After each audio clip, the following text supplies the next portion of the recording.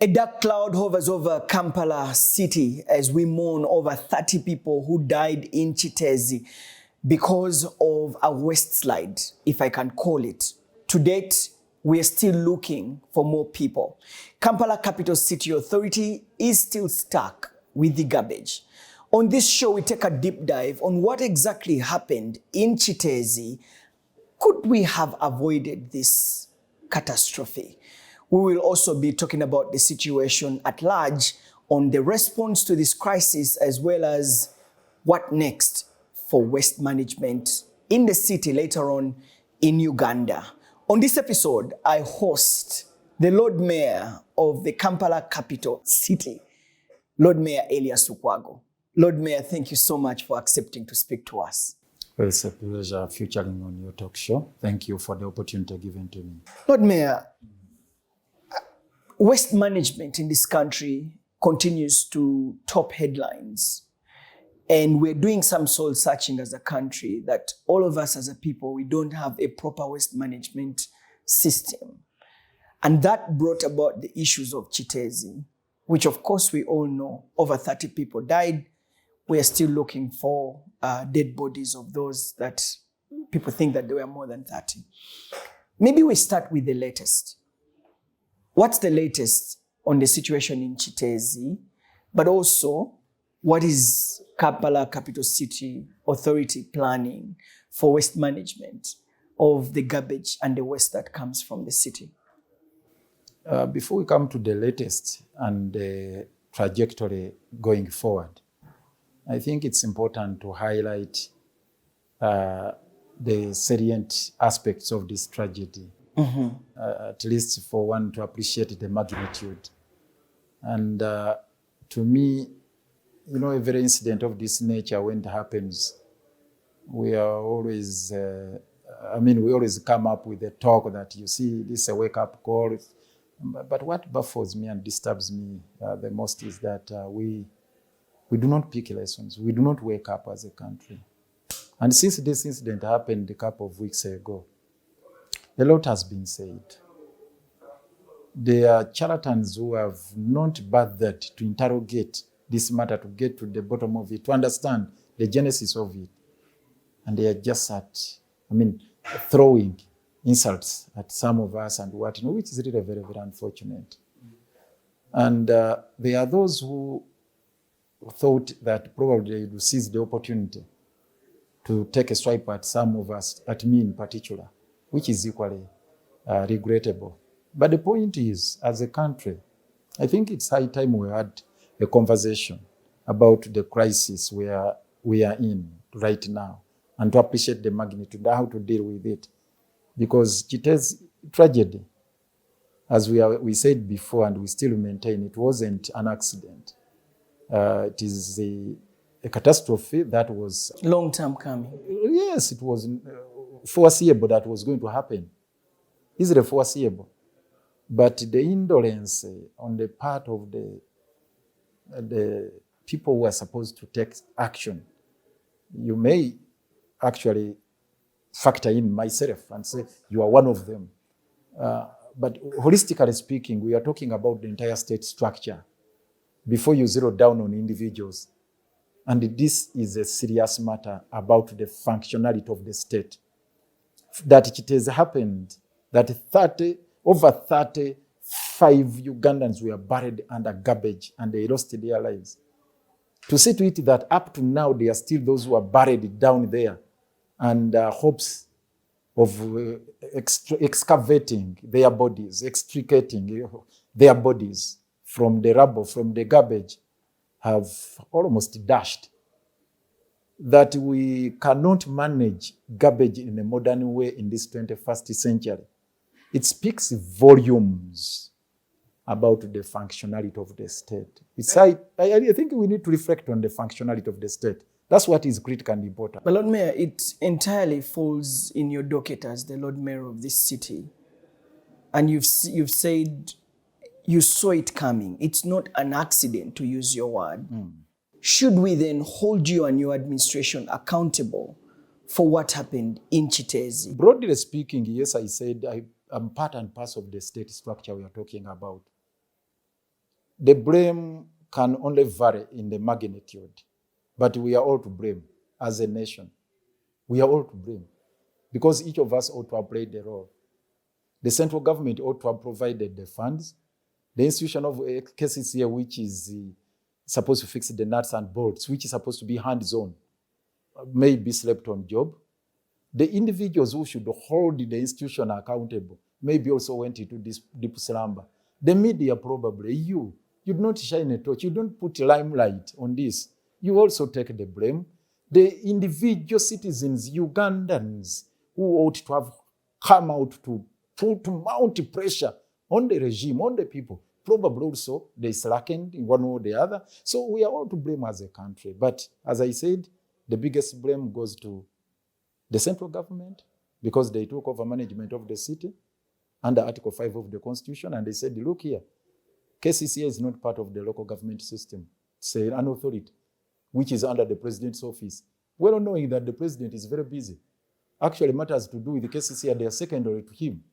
You find the office, all the RDCs and their assistants, over 300 under the president's office. All these advisors in their hundreds under president's office. The KCCA under president's office. All the state institutions, but this one is illegally, they are under the president's. But all other state institutions, they are all controlled by one person. So the person who we are built in this country is going to bury all of us. Lord Mayor, I feel like you're pushing the blame to the executive again. And I think that... No, the biggest blame, I've said all of us we are to blame. Yeah, because... As a country, as a nation. That in the 21st century, we can have a west slide, something alien. It's, it shouldn't happen. Because this is not a natural disaster. You can talk about mudslides. You can talk about landslides. But you can't talk about west slides or garbage slide in the 21st century. Lord Mayor, Kiteezi was supposed to be decommissioned in 2015. Yeah, true. Actually, even before... You were in power by that before time. You talk about decommissioning, it was never to be like that. Even before decommissioning, it ought to have been a state-of-the-art landfill with a recycling plant, with all those modern facilities you would find at a modern landfill, including anaerobic digesters or biodigesters, to have this composite manure coming out of it, because that is the simplest you can do. Even making briquettes, bricks, and all sorts of other byproducts you can make out of garbage, they are all there. Then what happened? And the ideas are on table, but even the policies. Let me tell you, even on one thing which is very interesting. We even went to the point of adopting a waste-to-energy policy, and this is what disturbs me the most. Waste-to-energy policy, which we ought to have implemented. Not yesterday or the other year, but a decade ago. Up to now, it is still on paper. The proposal is gathering dust here. Reason, no funding, because it required the funding. Talk about now waste-to-energy policy, first and foremost. Lord Mayor, perhaps before we can get to the waste-to-energy policy, walk back with us in time. From the time you've just mentioned to us that it was not supposed to be a dumping site. There was a clear plan for it to be a state-of-the-art waste management space where we could manage the waste of the city. What then happened? Well, it started, if you were to look at the genesis of this facility, it started in 1996 as a small dump site, just 29 acres. Subsequently, we extended it to 36 acres. And more recently, we added 4 acres, which are still vacant. But initially, it was 29 acres and a small dump site. It was elevated to an engineered facility in 2001 rather. So shortly after enacting a bylaw here internally, the Solid Waste Management Ordinance during the Savannah regime. And they said, now let's start on the journey of building a modern landfill with all those facilities I've talked about, including a state-of-the-art leachate treatment plant, because you can't have a landfill without a leachate treatment plant. Otherwise, it's just a dump site. These composite facilities, biodigesters and whatnot, and methane gas plants and so on and so forth. All those were supposed to be there. But unfortunately, it was never to be the case. It was never to be developed to that extent because we had the perennial challenge of underfunding all through. Because right from, this government came into power, sanitation general has never been institutionalized. It has no budget line. You can imagine. You cannot go into the budget framework and you find a vote for sanitation. It's not there. Even for digging pit latrines in the city, for example, or managing just general cleanliness in the city, largely we are getting support from donors. You'll find a list every year.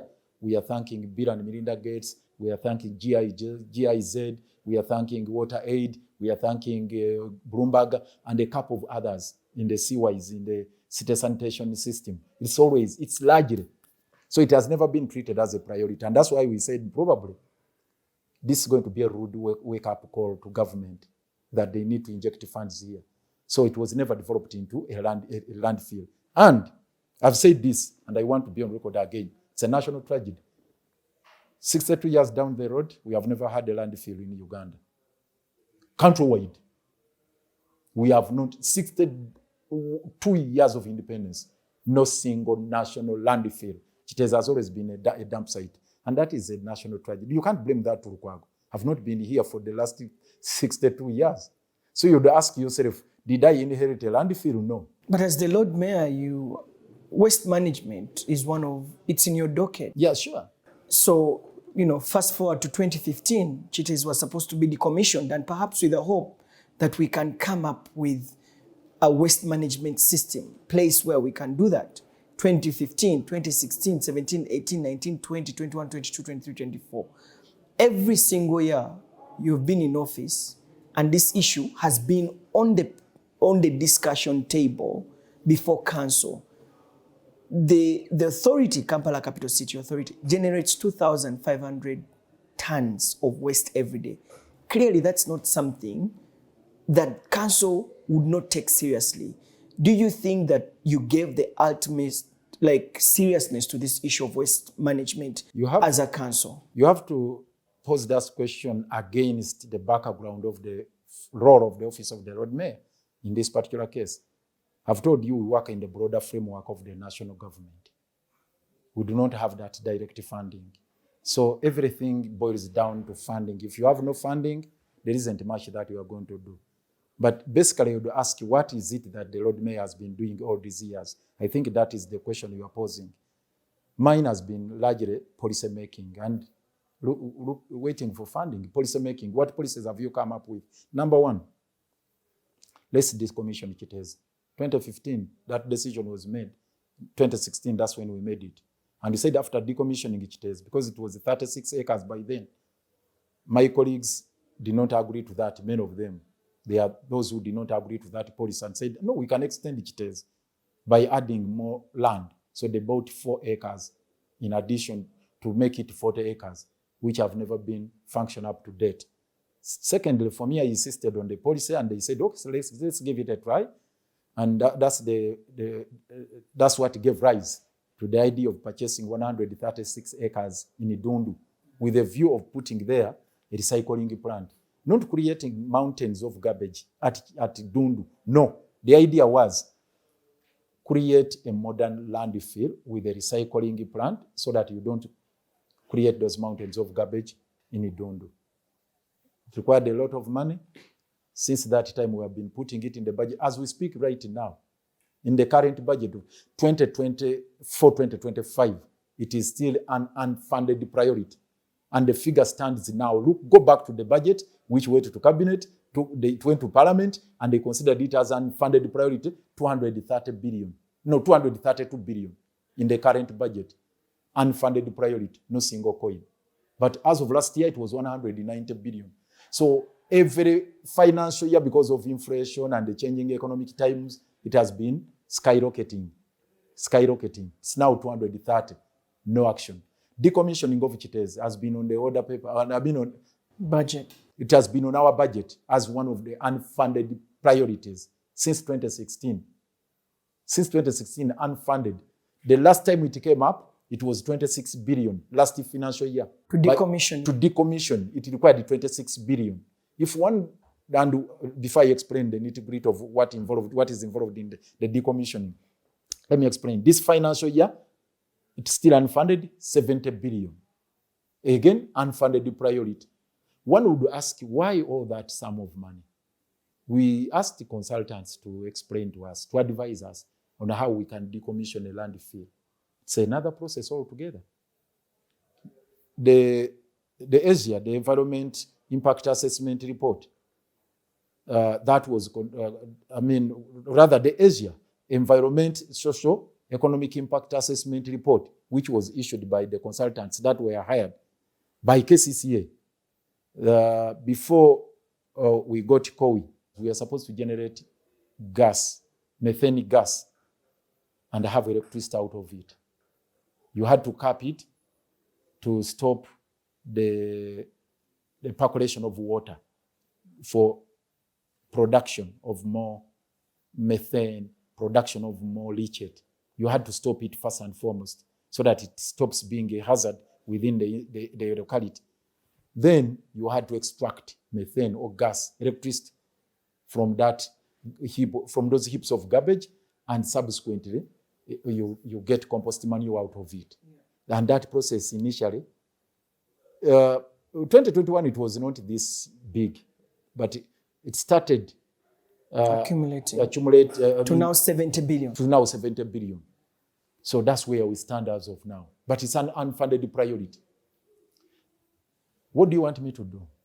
I've come up with waste to energy policy, it's not funded. Recycling plant, not funded. Decommissioning, unfunded priority. What do you want Lukwago to do?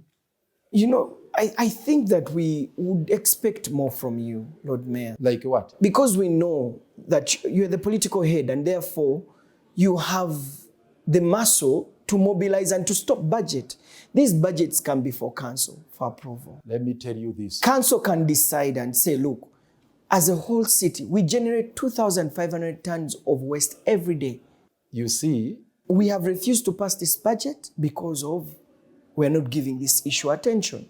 Clearly, you keep producing and piling. You'll ask yourself the role we play in the budgeting process. It's peripheral. I wish we had those powers. You don't know what it means for one to say KCCA is an agency of the central government and it's managed by the central government. They are stripping you of those powers, the budgetary powers to make your own appropriation, to determine your own priorities, to execute your own budgets. Those powers were taken away, and this is what we have been fighting for. Right now with this program-based budgeting system, they even sit in clubs somewhere and they do the appropriation. So if a vote has come, if you have gotten a vote as KCCA and there is no provision for sanitation, for solid waste management, however much you make a noise. One time we said we are not going to pass it and they went and just spent it without our approval. Yes, it happened. They just said to hell with those people. It went to Parliament. Recently we had stopped even. Last year alone, we said this time around we are not passing it. We have Kampala Drainage Master Plan.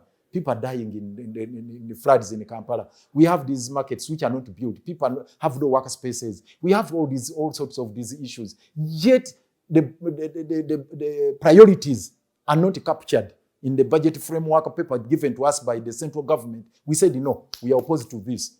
They wanted to pass it. So we went up to the speaker. We wrote a petition to the speaker. The speaker said, okay, you people, you can also be heard.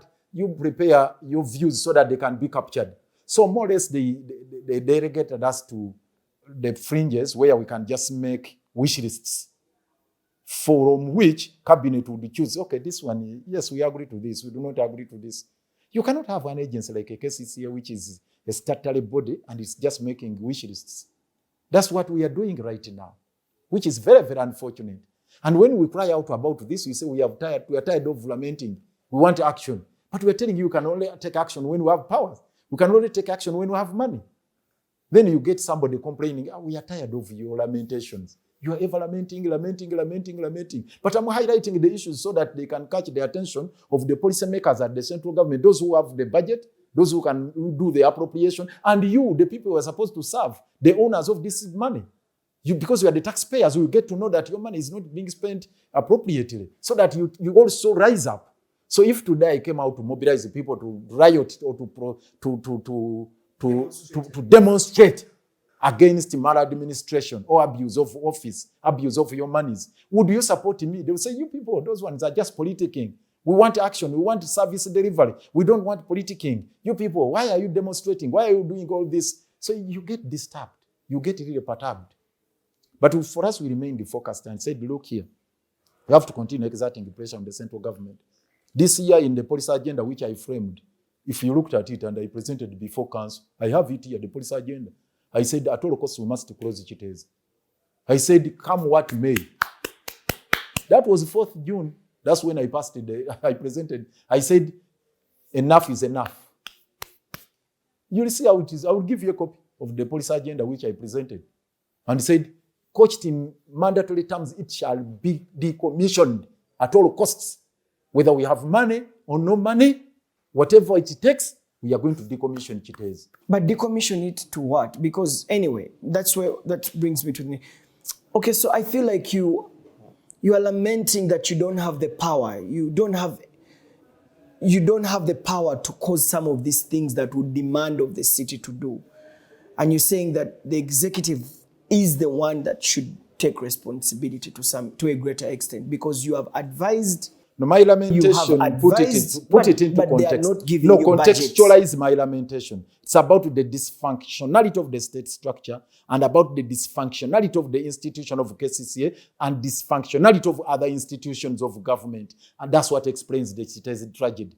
So that is my issue. But you sit with the executive director of Kampala Capital City Authority. You sit together and talk through some of these things. Why has Talking or not failed? talking, dysfunctionality has got nothing to do with the personal relations with the office of the AD. It has got nothing to do with that.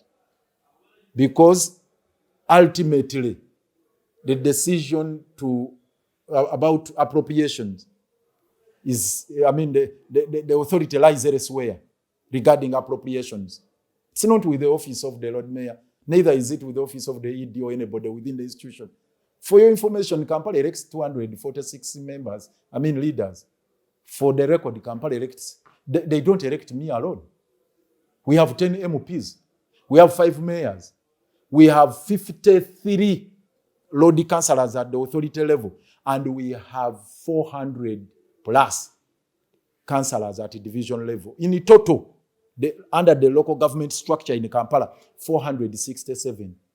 And our wage bill is 28 billion Uganda shillings for the local leaders. Then you have 10 MPs, including the leader of opposition, who comes from Nakawa West here. Then we are all leaders at all. And I'm not talking about lower administrative units. Then you ask yourself, with all these layers of leaders, Lukwago should take the bullet. Why should Lukwago be the one to take the bullet? Yet for me, I can account for what I've been doing. At least if there is nothing tangible that you can place your hands on, like you have always said, at least you have heard my voice here.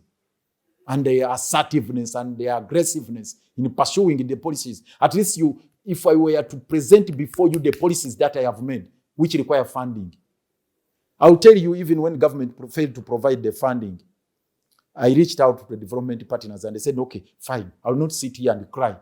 Let me reach out to some potential investors. Mm-hmm. Worldwide, I moved to the Middle East. I remember the Arab world. Yeah. I went to America. I went to Europe. Everywhere. And I presented the potentials here. Yes, there are potentials here in the garbage. And I told them, look here, there's an investment potential within the solid waste management in Kampala here. Why don't you tap into this? Mm-hmm. They said, oh, tell me, what capacity are we talking about of the garbage in the city? I said, we generate, like he said, 2,500 tons a day. Oh, said, yeah, sure. Let's come and conduct a feasibility studies. Many have conducted feasibility studies here. They said we can generate 60 megawatts, which can go onto the national grid. 60 megawatts of electricity. And they said, okay, fine. Policy framework, then bureaucracy. We have been to ERA, Electricity Regulatory Authority. We have been to Uganda Electricity Distribution Company. We have been to NEMA. We have been to Investment Authority. That's why, for me, even before this government came up with the position of rationalizing government entities, we had raised the red flag about the proliferation of these many government agencies. Why electricity generation company? Electricity regulatory authority company, electricity distribution company, all these layers of agencies in one sector, and they are all creating onerous conditions. So there is investor fatigue in all this. Let's get back to that issue. So finally, again, let me complete this. You brought investors, yes. They came into the country, they said there was a potential of generating power, and therefore it would help us deal with the West. Then what happened? What happened again, the unreasonable and unconscionable policies of this government? Because Mr. Museveni had decided to cap the power purchase price, the tariffs, at only 5 cents. He said, no, we cannot go beyond 5 cents. Unreasonable, arbitrarily, without any justification. We would ask him, what informed the decision of capping the power purchase at 5? Okay, fine. He can contend that probably he was being patriotic. He didn't want to extravagantly spend our money. Fine. But have you done some benchmarking? The international, the open market, the practices elsewhere, and so on and so forth. What were the demands of the investors? The investors put it at between 8 to 11. The lowest we got was 8. But many of them... 8 cents per unit. 8 cents per unit. But many of them... To generate the power, to invest money. For them to invest, to find it lucrative, to invest in solid waste management, to generate electricity out of it, they said, look, we can only do it at a cost of 8 cents per unit. Because the government is the only one which has monopoly to purchase electricity. Correct. Here. Look, here I cannot generate electricity and start distributing it. It's not allowed. You know, under law, it's only government of Uganda that will purchase your power, your energy that you generate. So you have only one customer. The government, the only customer. And it's the one that is determining the price, saying I'll buy it at 5 cents. It's the one determining. The buyer is the one determining the price.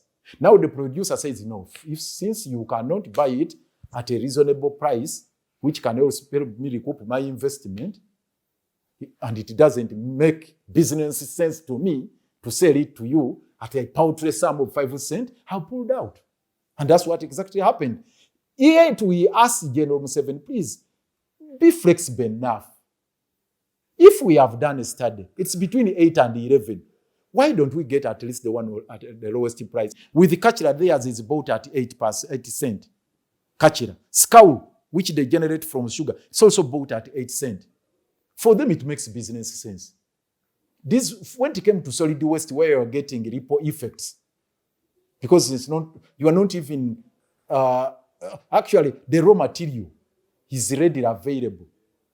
And it will help you get rid of the garbage, but at the same time, you are generating electricity. We could even extend it to the metropolitan area, because all they required from us is to execute in the power purchase agreement that we guarantee that they will be able, we shall be able to provide the garbage they need to sustain their industry.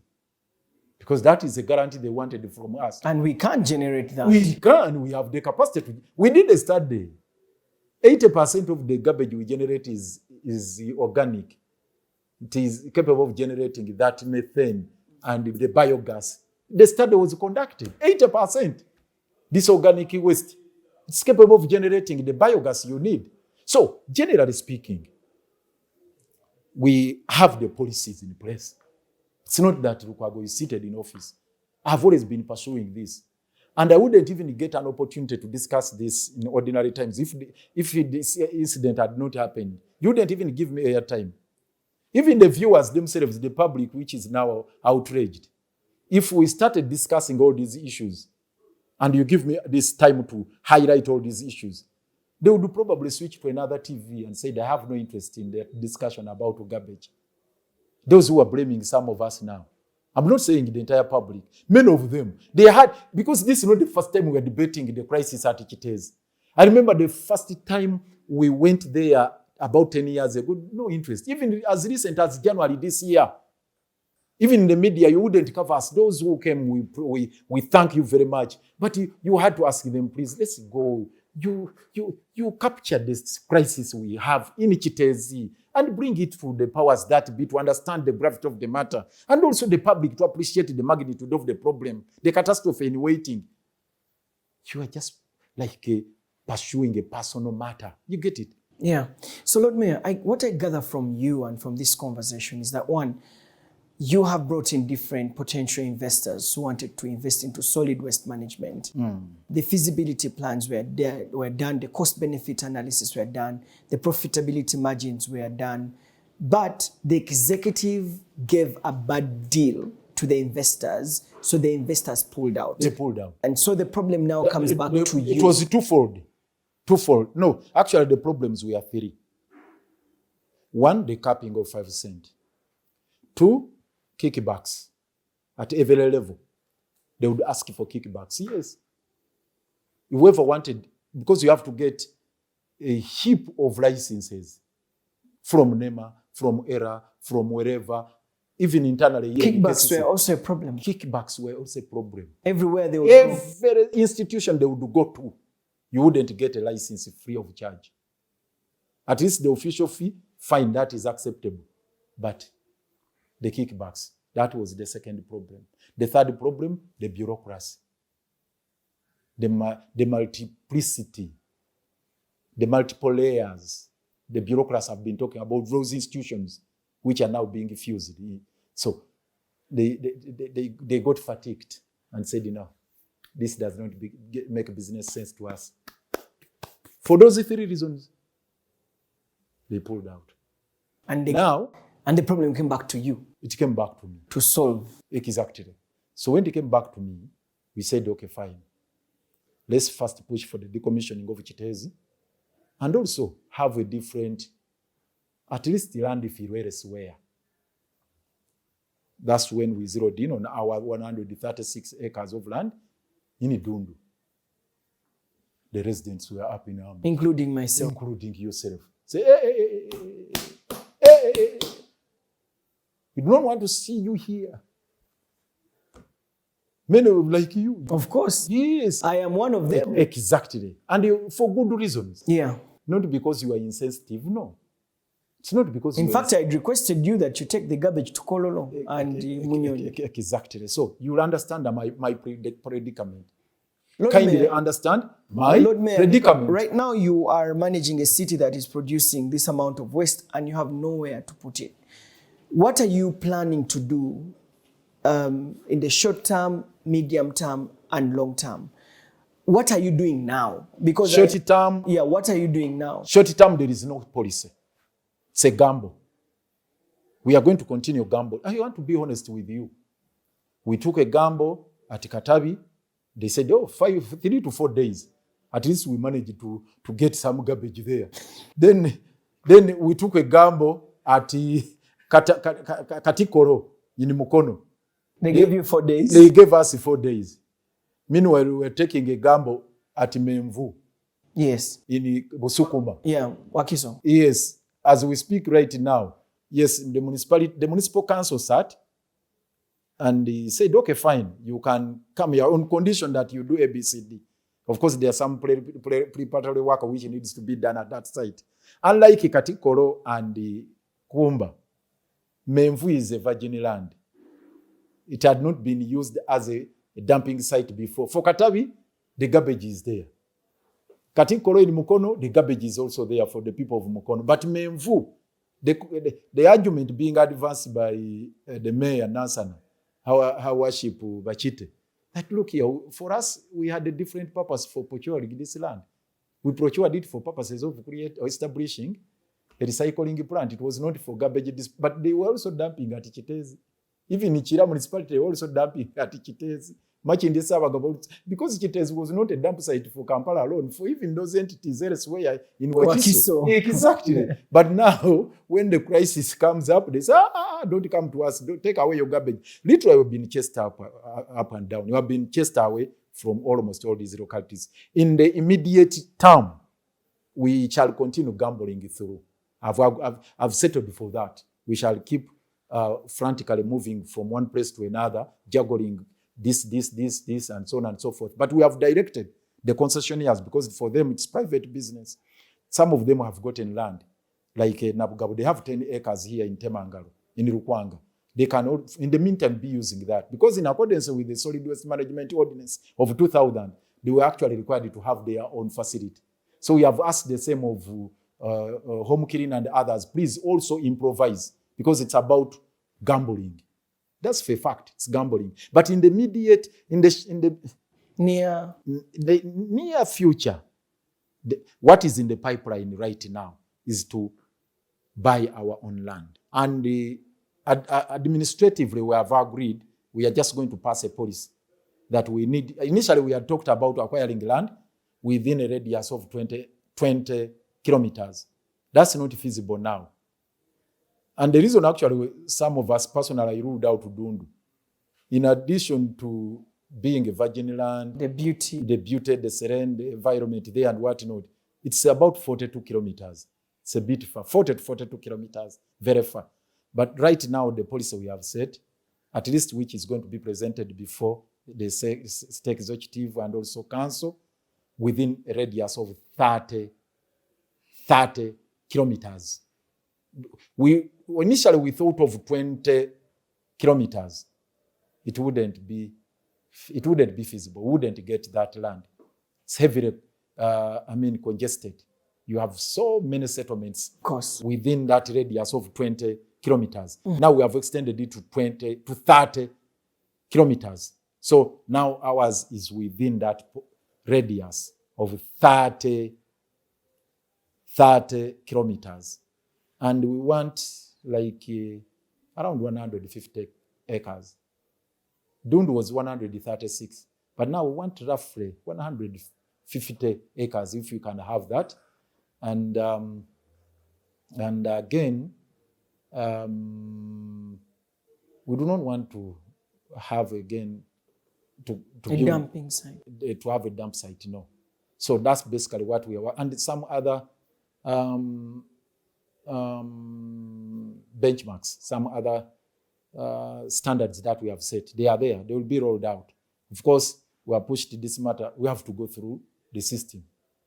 Initially, individuals were coming here to approach management, to approach whoever. They were also approaching me that, look, I have land here, I have land there. Whoever gets to know that actually KCCA is looking for land. Oh, wow. They begin calling. So many people have been calling, but we said, no.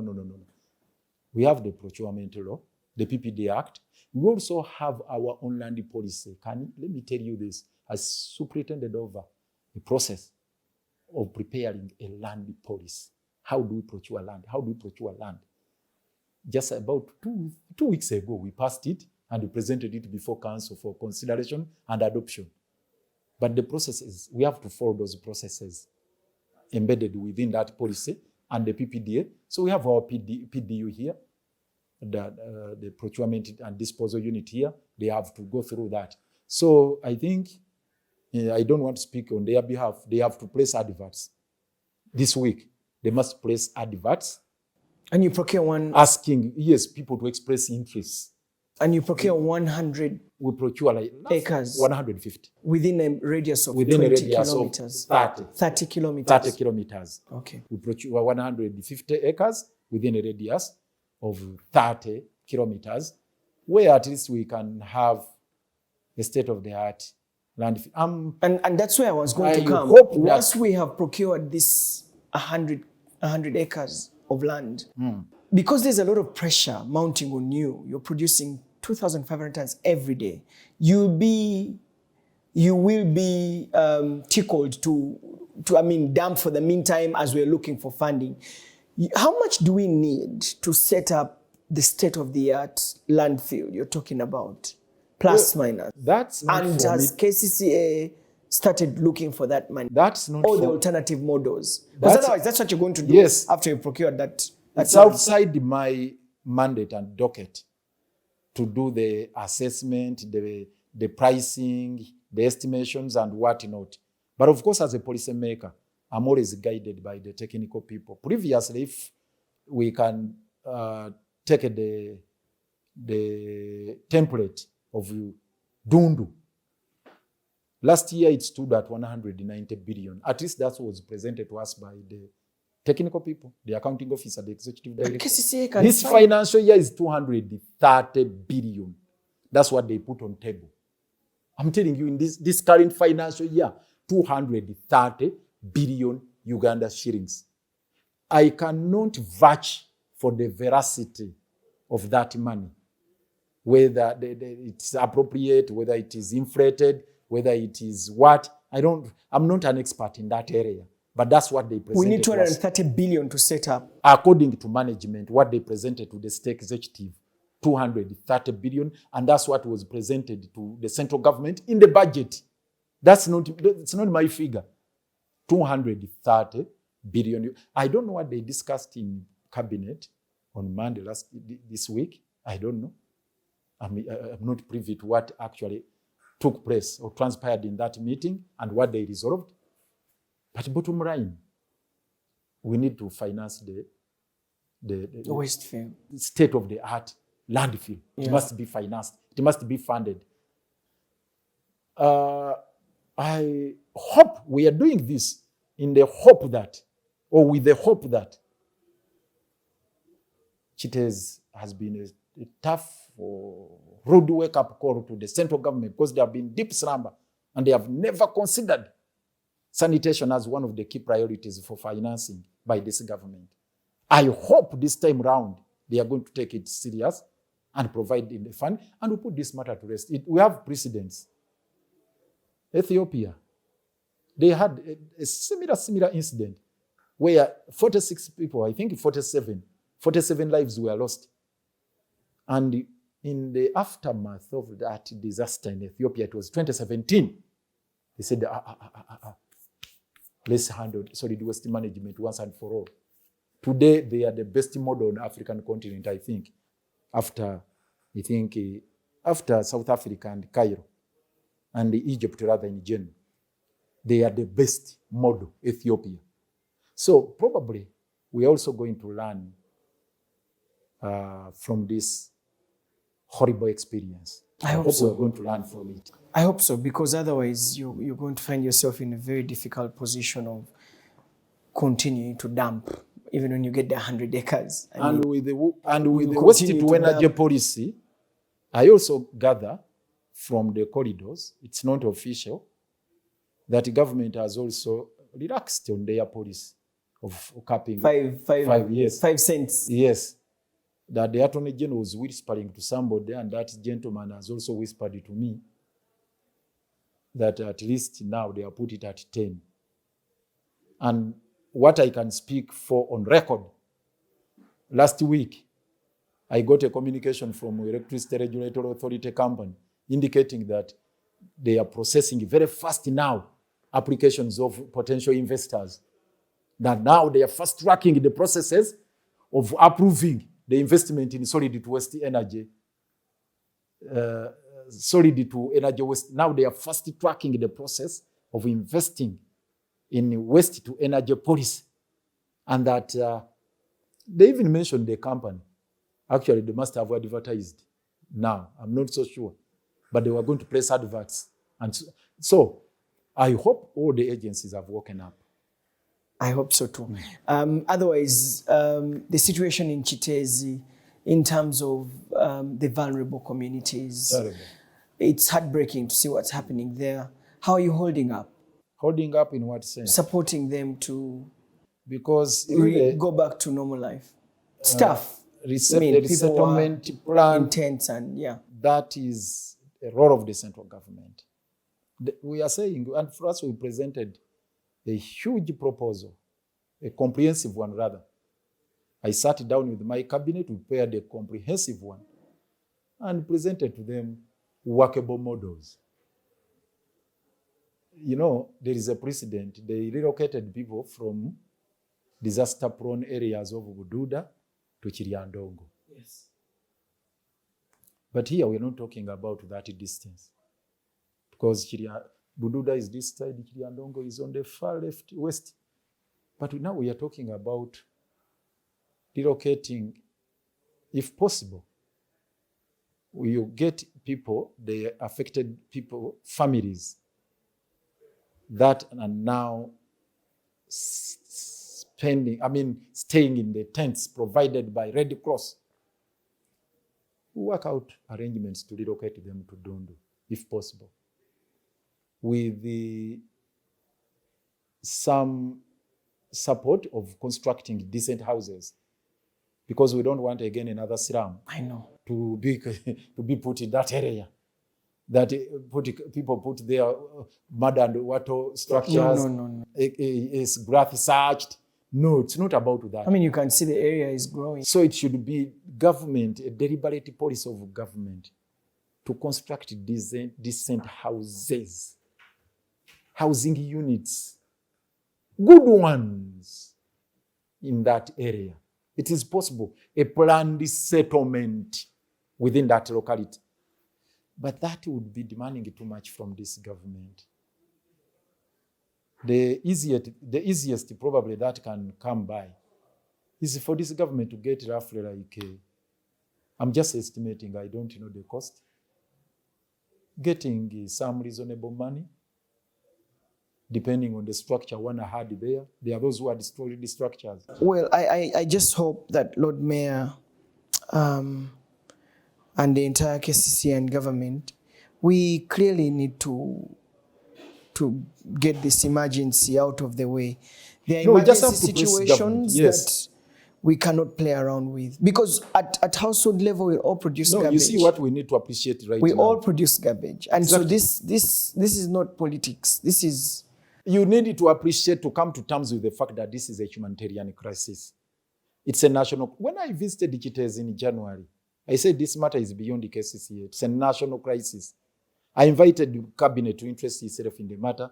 Likewise, I invited the parliament to pick interest in the same. Unfortunately, they gave a deaf ear to us, which is really very, very unfortunate.